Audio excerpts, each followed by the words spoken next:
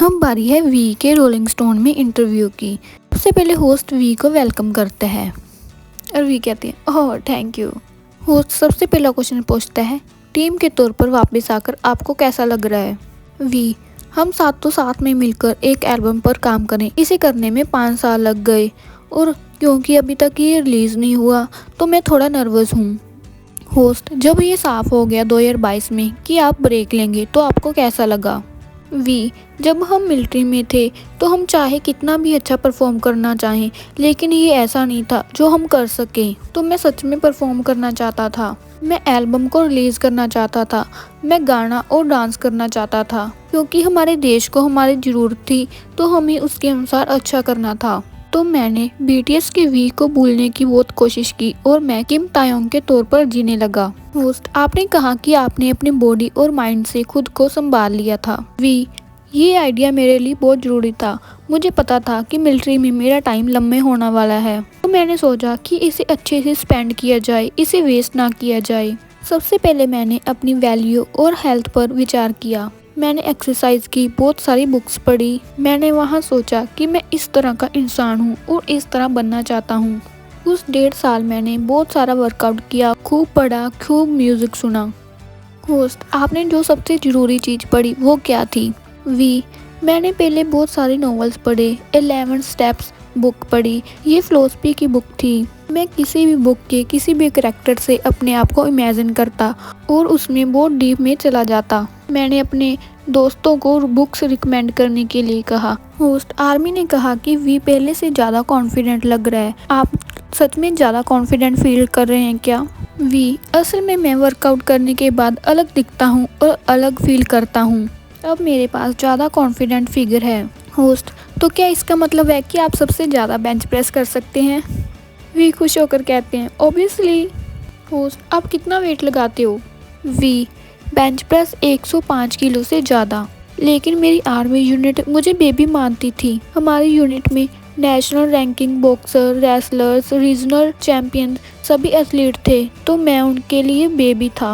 Host, solo music बनाते time आप बहुत सावधान रहते हैं। कई गाने जो बने हैं पर रिलीज़ नहीं हुए या डिलीट कर दिए, और लेओवर को रिलीज़ करने का क्या मतलब था? वी, जब मुझे लेओवर मिला तो मुझे बीटीएस के वी के तौर पर पीछे मुड़कर देखने की ज़रूरत महसूस हुई।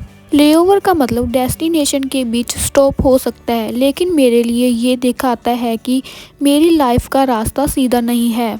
मैं दिखाना चाहता हूँ कि मुझे किस तरह का म्यूज़िक पसंद है और मैं और स्टाइल भी बना सकता हूँ। मुझे जैज, क्लासिक म्यूज़िक और इसी तरह के अल्टरनेटिव म्यूज़िक पसंद हैं। तो मैं आर्मी और सुनने वालों के साथ ये शेयर करना चाहता था कि मुझे सच में दिल से म्यूज़िक पसंद है और लेओवर मेरी इसी छवि को दिखाता है। अगर लेओवर ना आया होता तो मुझे लगता मैं वी एक आर्टिस्ट के तौर पर हार्डकोर डांसर और सिंगर बनकर रह जाता। होस्ट, ये बीटीएस एल्बम सोलो करियर से बहुत अलग है।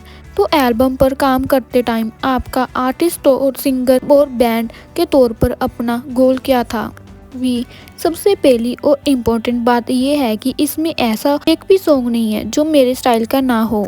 हर एक सिंगल मेरा स्टाइल है और वो म्यूज़िक है जो मैं बनाना चाहता हूँ। तो मैंने इसे बनाने में अपना सब कुछ लगा दिया और मेरा इसमें बहुत प्यार है। होस्ट, आपका इसमें फेवरेट मोमेंट कौन सा है? वी, क्योंकि हमने बहुत सारे सॉन्ग्स बनाए तो इसमें कई सॉन्ग हैं जो मुझे पसंद है लेकिन इस एल्बम में शामिल नहीं हुए, लेकिन फिर भी कई सॉन्ग हैं जो मेरी पसंद के इसमें शामिल भी हुए हैं। बस मैं वेट नहीं कर पा रहा स्टेज पर जाने, क्योंकि जब मैं परफॉर्म करता हूँ तो मेरे फेवरेट सॉन्ग्स बदल जाते हैं। होस्ट, आप लोग ग्रुप में 7 लोग हो तो आपको हर किसी को लिमिटेड काम करना पड़ता है, तो क्या आपको कभी ईगो या दुख फील नहीं होता कि मुझे इसमें ज़्यादा काम करना था या ये मेरा ज़्यादा हिस्सा था और ये एल्बम में शामिल नहीं हुआ? वी, मैं अच्छा काम करने के लिए ज़्यादा वरीड था। चाहे मैं अपने पसंद की बातें कितनी भी सुन लूँ, लेकिन खुद करना एक अलग गेम है। तो अगर कोई चीज़ मुझे पसंद भी है तो मुझे उसके लिए बहुत ज़्यादा मेहनत करनी पड़ती है कि इसे फिर से सोचूं और समझने की मेरे लिए क्या सही है। अगर मेरे पास कम पार्ट है या मैंने किसी खास पार्ट में कम भाग लिया तो मुझे बुरा फील नहीं होता, क्योंकि दूसरे मेंबर उससे पार्ट को ले लेंगे। एक तरह से मुझे रिलीफ फील होता है।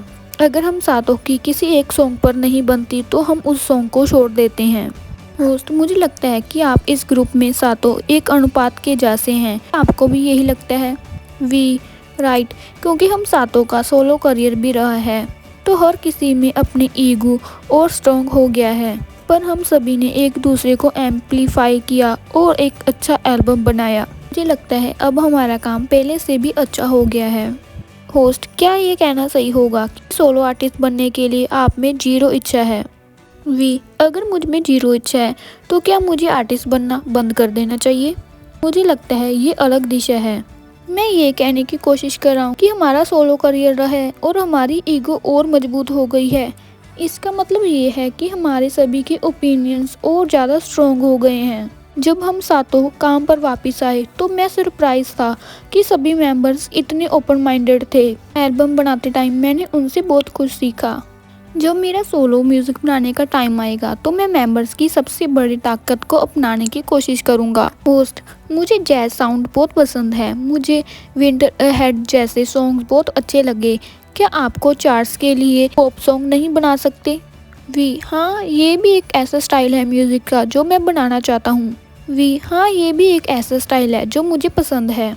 इसे पाने के लिए मैंने बहुत मेहनत की है। पता नहीं ये कब होगा, लेकिन एक दिन मैं ज़रूर ट्राई करूँगा। होस्ट, आर्मी को आपकी एक्टिंग बहुत पसंद है। वो चाहते हैं कि आप ऐसा रोल करें जिसमें आपकी मौत ना हो। क्या आप ऐसा रोल करने की सोच रहे हैं? वी, मुझे लगता है कि एक्टिंग और म्यूज़िक में मेरा माइंडसेट एक जैसा ही है। मैं एक्टिंग में भी अलग अलग पार्ट्स आजमाना चाहता हूँ जिसे रियल लाइफ में एक्सपीरियंस नहीं कर सकता। इसी तरह मैं म्यूज़िक में भी एक ही जॉनर में नहीं रहना चाहता। मैं सभी जॉनर्स एक्सपीरियंस करना चाहता हूँ जो मुझे पसंद हैं। अगर मुझे मौका मिलेगा तो मैं अलग अलग पार्ट्स को एक्ट करने का ट्राई करूँगा। अगर आपको ये वीडियो पसंद आई हो तो लाइक ज़रूर करना और कमेंट्स में बताना कि आपको ये कैसे लगी। Bye bye.